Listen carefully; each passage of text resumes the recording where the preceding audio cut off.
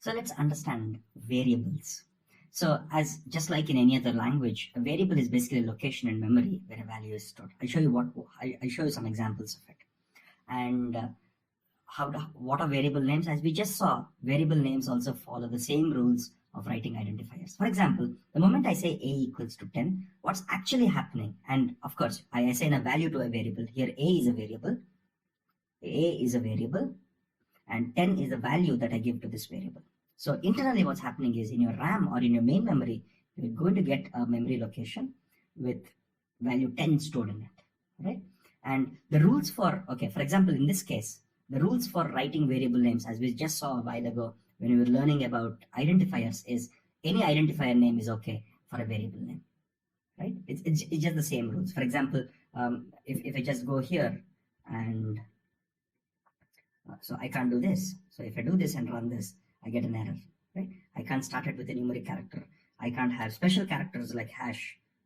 Oh, sorry, I can't have special characters like percentile, for example, right? So all the same rules of identifiers just hold here.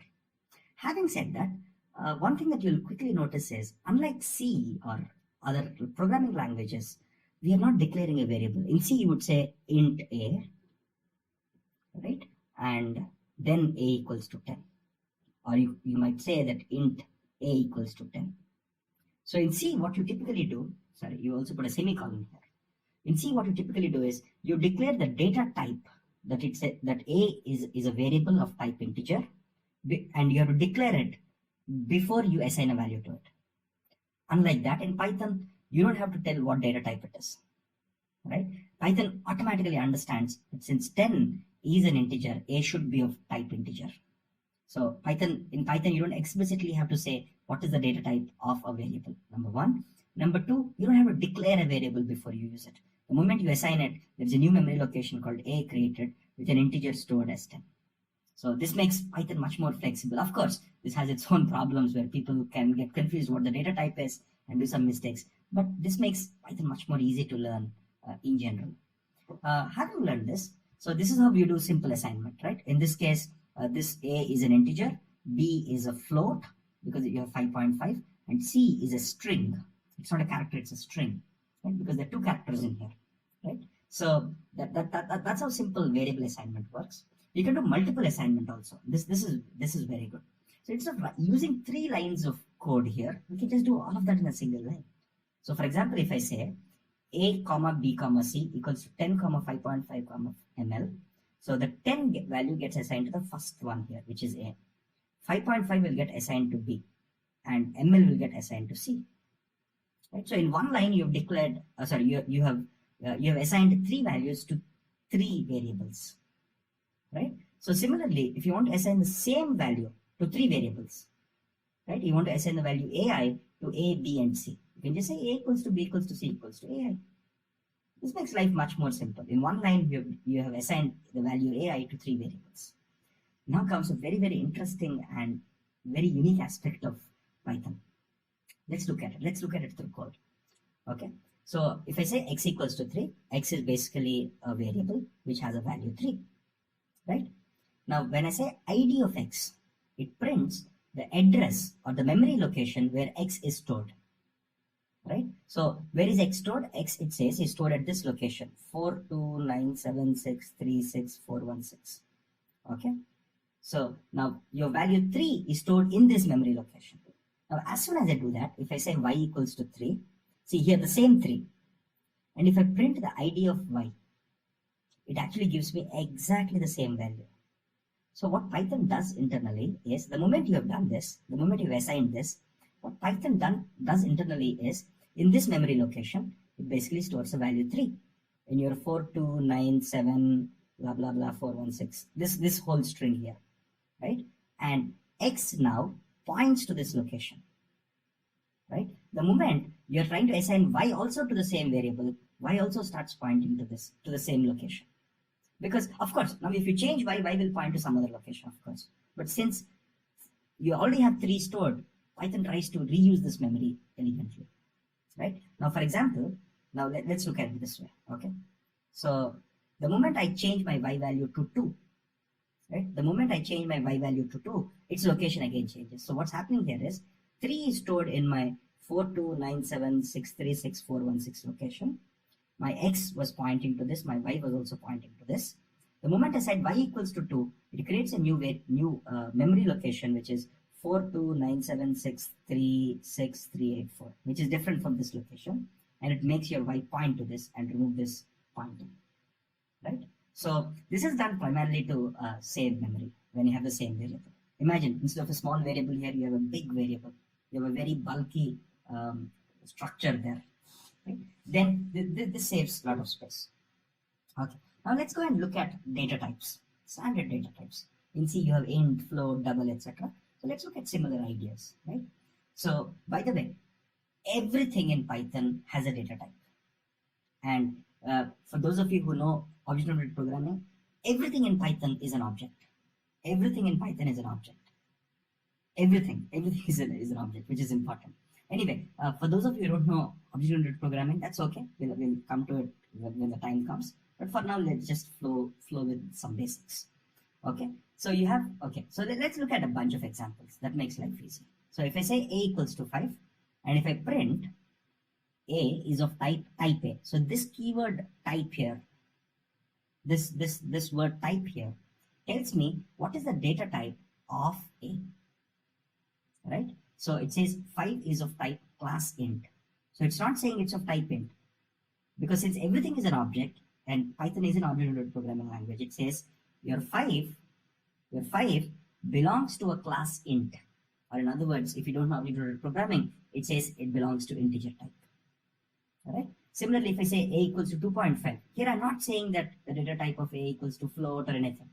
It automatically understands based on the type of variable, so type of value that I'm assigning to a. So if I say the type of a now, I get class float.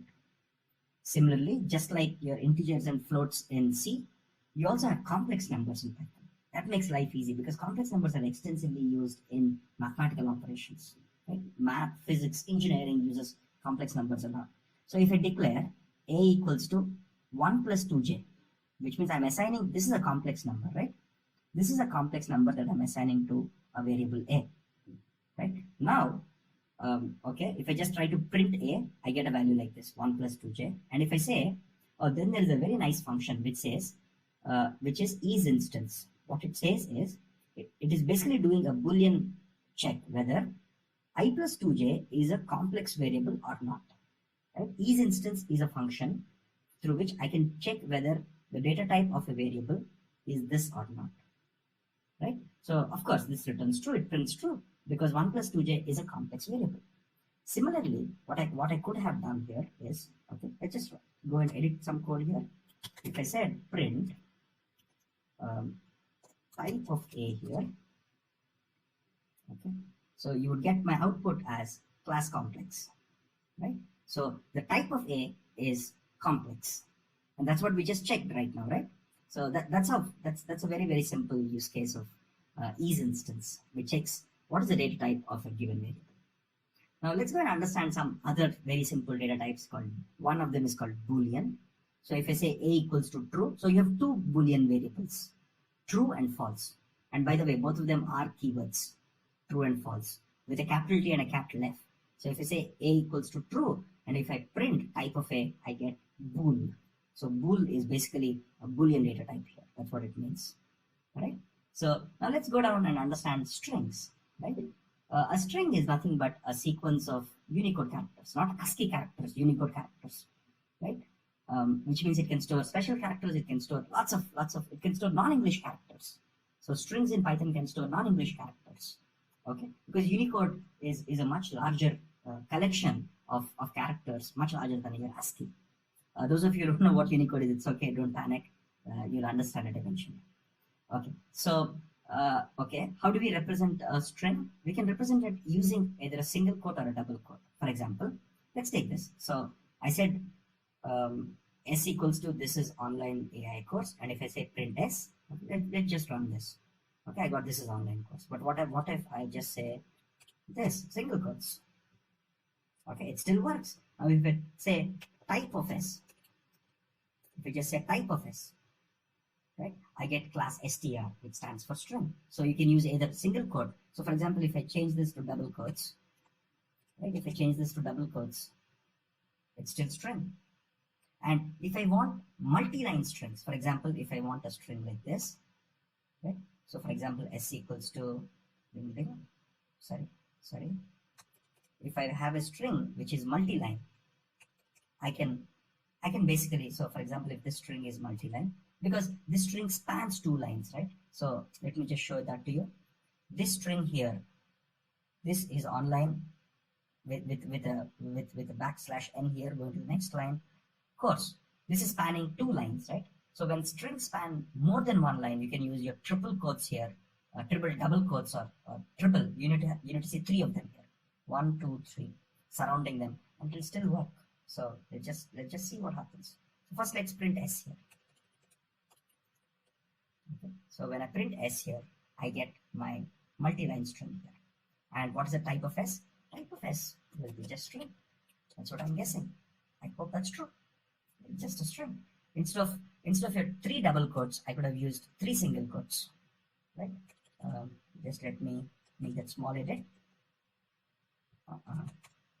Okay, and everything still holds, right? So a string here is basically a sequence of characters. You can have letters, strings, special characters, non-English characters, everything. And you can index. For example, suppose this is my string. If I say print s of 0, right? So again, in Python, everything is indexed with 0. So let me just show you an example. Let me just go scroll up a little. Okay. So here, this is at index 0, t is at index 0, h is at index 1, I is at index 2, s is at index 4, the space is at index 5, so on and so forth. Just like in C, your strings are indexed, your indices for a string start with 0. So if I say print s0, right? If I just say print s0, I get capital T. If I say print s3, right? So print s3 gives me, because this is 0, 1, 2, the small s is there. Now the question is, how do you print the last character? There's a very nice hack here in Python. So you can just say -1. -1 basically means that you're going from back to front, right? So -1 gives me small e. What about -2? Let's just check that. -2 gives me s. So in Python, just the way everything starts with 0 here. This is 0, this is 1, this is 2, this is 3, this is -1, this is -2, and so on and so forth. You can also find the last element using a different way of doing it. So what I can say, instead of -1, -2, I can basically say, I can basically say length of s -1. Okay, let's see what happens here. Okay, length of s basically is your whole length of the string. -1 basically here means your last character, right? So you can either use -1. Suppose here, length of s basically tells me what is the length of s, right? So length of s basically tells what is the length. And when I say -1, it refers to the last character here, which is e. Okay, but I prefer using this -1 notation here because it's much easier. Because I always know what is the, if I want the last character, I'll just say -1. If I want the last but one character, I'll just say -2, and so on and so forth. There's another part, which is you can slice a string. Suppose if this is the string that I have, let's go and look at a small example, small code snippet for that. Suppose this is my string. We do know that this is 0, 1, 2, 3, 4, and this is 5, right? So if I say string, okay, since I'm here, okay, so if I say 5 colon, it means print everything from 5 onwards, right? So this is an interesting notation. So what it says is, I want s, in the string s, I want everything from the 5th value, from index 5 to, the semicolon there basically means 2. So this can be read as, okay, from index 5 to everything else, to end, to the end, because you haven't put any number here, right? So if I run this code, if I run this small snippet, what it gives me is an online course. Of course, I have the \n because there's a new line here, because it's a multi-line character, right? So what if I say 5 to 10? Let's see what happens. Then it gives me the 5th character to the 10th character, which is from here to this. Okay, this is my 5, this is my 6, 7, 8, 9. It doesn't print the 10th character. Here it's not printing the 10th character, remember, because the 10th character is L, is the small L. It's not printing the 10th character. It's printing from the 5th character to the 9th character, the last but one. Okay, so this is how you slice a string. Basically, given a string, you're going to cut it and say, this is the part I want. This is like, think of it like substrings. Those of you who have used substrings in the past. There are other very, very interesting data types in Python, which you don't find in C and C++ by default. So you have something called a list. Okay, so let's understand what a list is. List is basically like your array, to put it very bluntly. Of course, list is far more flexible and powerful. But imagine, unlike your arrays, you can have multiple data types in a list. Okay, that's the most important thing. For example, here I'm declaring I'm declaring a list here as follows. Variable A is a list, and how do you write a list? You write it with your square brackets around it. And if this list has 3 elements, the first element, indexing again with 0, is 10. The second element is 20.5, and the third element is hello. Okay, again, indices start with 0 in Python in most cases. Okay, even in list here, if I say print A1, now this is how I define a list, right? I define a list using square brackets. That's important to remember, because there are other types of brackets which are used to define other data types, right? Now I can say, okay, this is the best part. Okay, so here I can say print A1, sorry, okay. So when I run this, so if I say print A2, if I print A2 here, what I get is hello, because this is index 0, this is index 1, and this is index 2. Right? Remember, unlike your arrays, this is very, very important. Unlike your arrays, this is of type int, this is of type float, and this is of type string. So a list can have objects of any data type, doesn't matter. And another important thing is, you can modify an element in a list. If you can modify an element in any data type, it's called a mutable data type. Now, those of you who have studied principles of programming language would recognize this term, mutable. Mutable basically means changeable, right? So for example, if you go and see this code here, I can say, now my A1 initial, my A0 is 10, my A1 is 20.5. I can change my A1 to 30.7, which means I can change any element in my list, right? And when I print it, let's see what I get it. I can print my whole list actually, by the way. I don't have to print only an element. If I just say print A, your print command knows that it's a list and will print it like a list, right? So even though we have this 1, 2, 0, 1, 2, I change the first element from 20.5 to 30.7, and that's what gets printed. Very, very simple. And lists are extensively used. Trust me, you'll see a lot of lists as we progress in the course. There is another data type called a tuple. So let's see what a tuple is. So a tuple, by the way, let's understand what is the difference between a list and a tuple first. A tuple is declared with the small braces, with parentheses, right? These are called parentheses, right? So this is how you declare a tuple, and your list is square brackets. So this is your list, right? So that's how you differentiate between a tuple and a list when you declare. Again, just like a list, you can have multiple values. You can have 1, 1.5, and ml. All three of them are 3 different types. And you can access any particular element using the same indexing scheme. There is one fundamental difference between a tuple and a list, which is very important. You can't modify an element of a list. For example, if I try to run this code, okay, let's try to run this code. Okay, let's just quickly try to run this code. Okay, I'm running cell by cell. Okay, the moment I run this code now my running command is here. Suppose if I come here and if I run this code, okay, here what am I doing? My list, my tuple, at 0th element I have 1 element I have 1.5, second element I have ml. But if I try to modify, when I try to print, everything worked well. But if I try to modify my t1, which is this element, when I try to replace my 1.5 with 1.25, it said you can't do that. And let's read at the error. See, one of the very nice things with Python is it tells you exactly where the error happened. So it puts this nice arrow mark and it says this is where the error happened. And it says tuple object does not support item assignment. Very nice and very easy to understand. Python, I really love Python errors because they're extremely easy to understand and know what's happening and how to fix even in some cases, right? So what this means is that your tuples, unlike your arrays, are immutable, which means you can't change.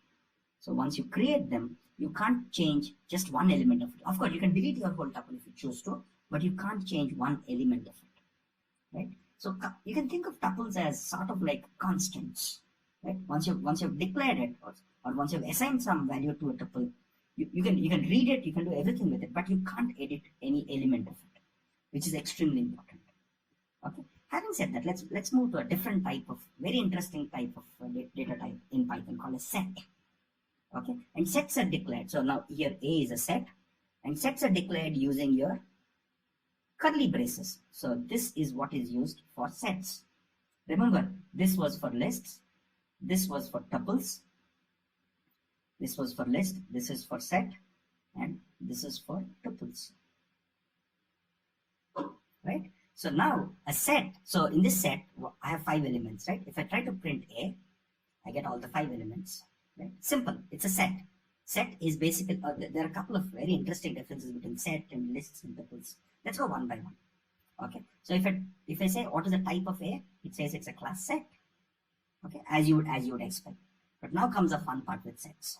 Okay, the set data type behaves like a set in math, in your mathematics. Right? For example, if I declare a set with 10 ones, there are 2 times 20 is occurring, 3 times 30 is occurring. But for a set, I don't care whether how many ever times a value repeats. If you try to print S, it actually stores 10, 20, and 30. So a set only stores unique values. So this is like your set theory. If you remember your Venn diagrams and set theory that you must have learned in your high school, this is like those sets, right? And it's very useful when you want to do operations like set union. Suppose A is a set, B is a set.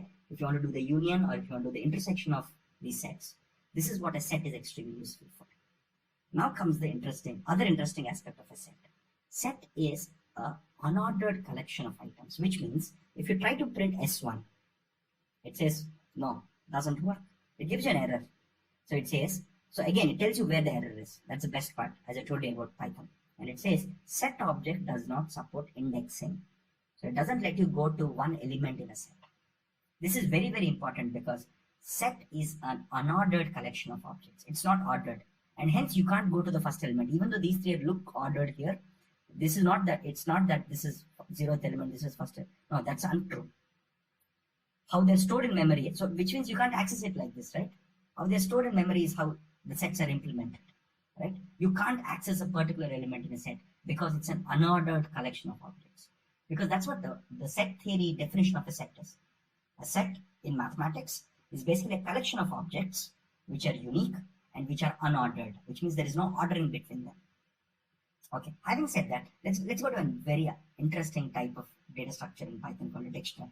Again, trust me, we will use dictionaries a lot in Python. Okay, so let's understand what a dictionary is. Dictionary is, you can think of it like storing a small table. Okay, a small table with 2 columns. Okay, let me explain why this is useful. Suppose you want to say, so the first one is called a key, the second one is called the value. Those of you who know data structures can imagine dictionaries to be like hash tables. Those of you who know what a hash table is, who have studied this in your algorithms course or data structures course, right? So if you don't know what a hash table is, don't worry. I'll just quickly give you a more simplified version of what a hash table is without going through all the mathematics and algorithmic details of hash table. So you can think of dictionary as a key value store. So the first one is called a key, the second one is called a value. So we all remember A for apple, B for bat, etc. as kids that we learned, right? So I can store my A for apple, A in the key, apple in the value. So now what happens is, so that's what I'm doing here. Again, your dictionaries in Python are declared using your curly braces, right? Just like your sets here, just like your sets. So if you go back, you'll see that sets also are declared like with the curly braces. Okay, so just like, but there's a subtle difference here. You write your key first. This is your key, and this is your value. and you write key value pairs. So this is called a key value pair, right? Because there are two values. There is a key and there is a value. And you separate your key value pairs with a comma. So I could write B equals to A for apple, right? B for bat, C for cat, etc., etc. And now here comes the best part. So I told you that internally, in a very simplified form, it's stored like this. You have your key and you have your value. A for apple, right? B for bat, let's say C for cat, etc. And now if you say print D of A, here you're not using a numbering. You're not saying 0, 1 or 2. I can use the key to access that specific row in my table. That's the best part of hash tables and dictionaries. So this is your key value pair, right? You can access the whole row of information in your table using your key, right? So I can say, if I say print DA, see, I'm not using 0 or 1 here. I'm using the key itself, right? So when I say print DA, I get apple, just the way it's stored in my table, right? So if I say print B, what happens? I get bat. What happens if I print C? Okay, let's see. It gives you a key error. Okay, it gives you an error called key error, which means such a key is not present. Because in your table, as soon as you do this, it creates a table internally with A for apple and B for bat. And there is no C. So it tries to see if there is a row with C. It immediately says, oh, there is no row with C, so there is some error here. Okay, so that's a very simple code for Python dictionary. Dictionaries are extensively used again. We will see them being used in a lot of places, not just in traditional Python programming, but also in data science. So lists, tuples, sets, and dictionaries are extremely useful in machine learning and data science in general. Trust me, we'll see them over and over again, probably hundreds of times through this course. Before we close out on this section of data types, let's also understand how to convert a data type from one type to other. Right? So here 5 is an int, right? Here 5 is an int. So if I say float of 5, it basically converts it into a float. So the float method, right, converts my integer to float. Similarly, if I have 100.5, this is float, right? This is a float data type. If I use the function int here, it will convert that into integer. Similarly, here my 20 is an integer. If I say str, it converts this integer into a string. See, if you look at it, you have the single quotes around it, right? So you can do simple conversion from one type to other type very easily. But here comes a very interesting boundary case. So what happens when I say convert my small word here, which is 10p into int? How do you convert 10p into int? You can't do that, right? So it immediately gives you a value error and says invalid literal, which means your p is not allowed here. So it's called an invalid literal. So for example, instead of p, if I just remove this, oh, then everything works good. I got an integer variable of type 10, right? But if I put any other value here, I'm just putting p back here, it says it's not valid. That's not valid, right? Now comes, so let's write a very interesting print command here. Oh, so by the way, Satish is one of our engineers who has helped me create these notebooks. Thanks to him, just like every other person in our team. So let's assume I have a string user. So let's look at it here. Let's see why this is useful. So let's assume I have a string Satish, okay, and assigned to variable user, and I have 100 in lines, right?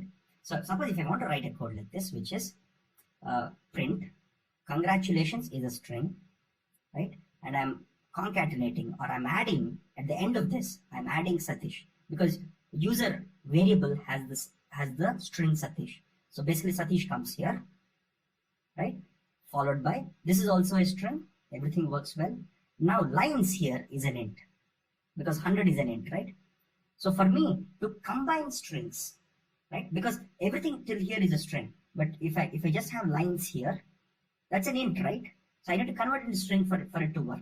So I just use the str function here, so that now your 100 becomes a string 100, right? As soon as we have that, now what we can do here is, okay, 100 lines, right? Now what happens is this. Now as soon as I run this, everything goes cool, okay? So as soon as I run this, everything goes cool. But let's say if I remove your str, I'm just removing my str here. Let's see what happens then. You'll immediately get an error. And as I told you, Python gives you very nice readable errors. Let me just go slightly up to explain you this.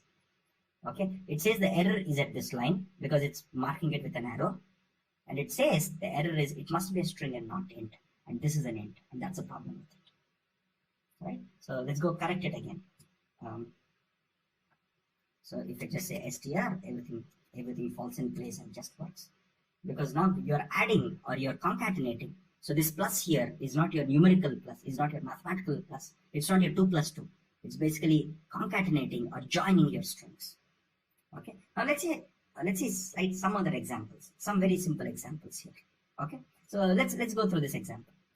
Suppose if I have a list A, right? So we know that lists are to be declared with square braces around, with square brackets around it.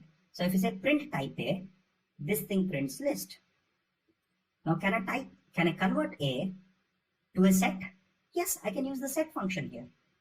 Right? If I say set A, your S is now of type set, because if I print type of S, I get set here. Right? So we can go from not just basic data types like int and float. You can convert your more complex data types like lists into sets and other formats. Okay. Similarly, if you have a string, hello is a string, right?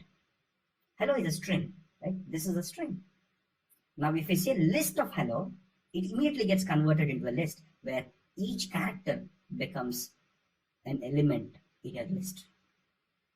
Right? So this is one way to break up a string into its component characters. Okay, with this, we have understood some of the basics of what data types exist. Not necessarily only the simple ones like int, float, and bool. We also understood lists, sets, and dictionaries. Very, very useful data types, as we will see throughout this course.